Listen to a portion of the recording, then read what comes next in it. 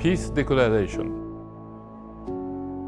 I want the leaders of all countries with nuclear weapons to visit Hiroshima and Nagasaki and, using their own eyes and ears, learn the realities of the atomic bombings, the lives lost in an instant, the bodies charred by heat rays, lives lost in agony from burns and radiation, tended to by no one. I want them standing here to feel the full weight of the countless lives lost.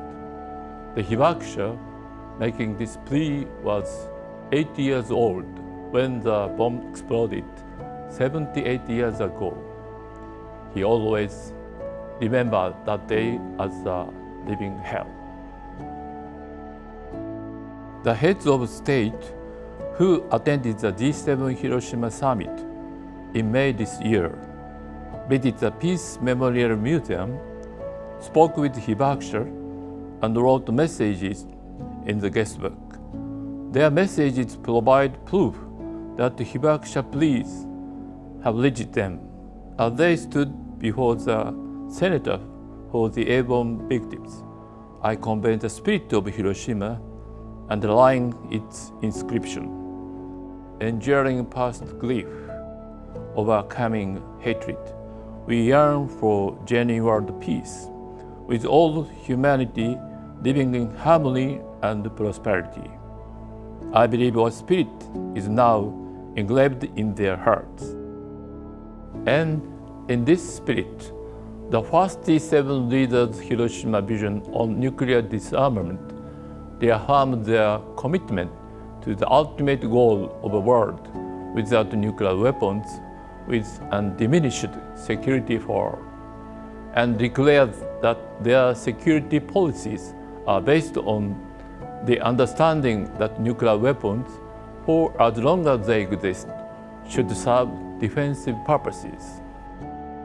However, leaders around the world must confront the reality that nuclear threats now being voiced by certain policymakers reveal the folly of nuclear deterrence theory. They must immediately take concrete steps to lead us from the dangerous present toward our ideal world. In civil society, each of us must embrace the generosity and love for humanity embodied in the hibakusha message. No one else should ever suffer as we have.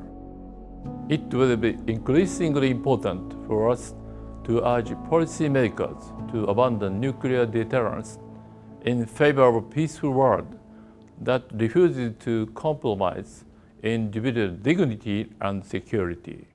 Mahatma Gandhi, who pursued independence for his native India through absolute nonviolence, asserted nonviolence is the greatest force at the disposal of mankind. It is mightier than the mightiest weapon of destruction devised by the ingenuity of man. The UN General Assembly has adopted, as a formal document, a program of action on culture of peace to end the current war as quickly as possible. The leaders of nations should act in accordance with Gandhi's assertion and the program of action, with civil society rising up in response.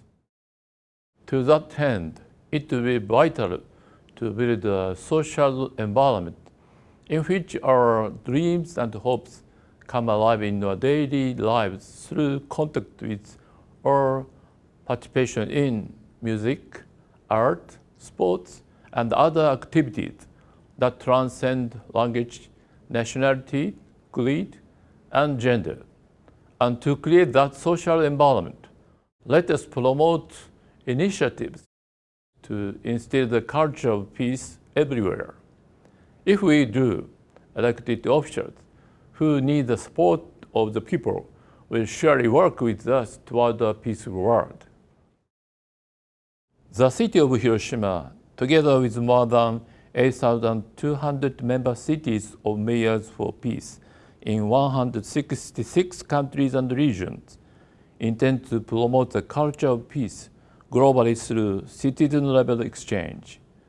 Our goal is an environment in which our united desire for peace can reach the hearts of policymakers, helping to build an international community that maintains the peace without relying on military force. We will continue to expand our programs to convey the reality of the atomic bombings to young people around the world so they can acquire the hibakusha's passion for peace, spread it beyond national borders, and pass it on to future generations. I ask all policymakers to follow in the footsteps of the leaders who attended the G7 Hiroshima summit by visiting Hiroshima and sharing widely their desire for peace. I urge them to immediately cease all nuclear threats and turn toward a security regime based on trust through dialogue in pursuit of civil society ideals. I further urge the national government to heed the wishes of the hibakusha and the peace-loving Japanese people by reconciling the differences between nuclear weapon and non-nuclear weapon states. Japan must immediately join the treaty on the prohibition of nuclear weapons and establish common ground for discussion on nuclear weapons abolition by attending, at least as an observer, the second meeting of states parties to the TPNW to be held in November this year. The average age of the hibakusha now exceeds 85. The lives of many are still impaired by radiation's harmful effects on mind and body. Thus, I demand that Japanese government alleviate their suffering through stronger support measures. Today, at this peace memorial ceremony commemorating 78 years since the bombing, we offer heartfelt condolences to the souls of the atomic bomb victims. Together with Nagasaki and like-minded people around the world, we pledge to do everything in our power to abolish nuclear weapons and light the way toward lasting world peace. August 6, 2023. Matsui Kazumi, Mayor, the city of Hiroshima.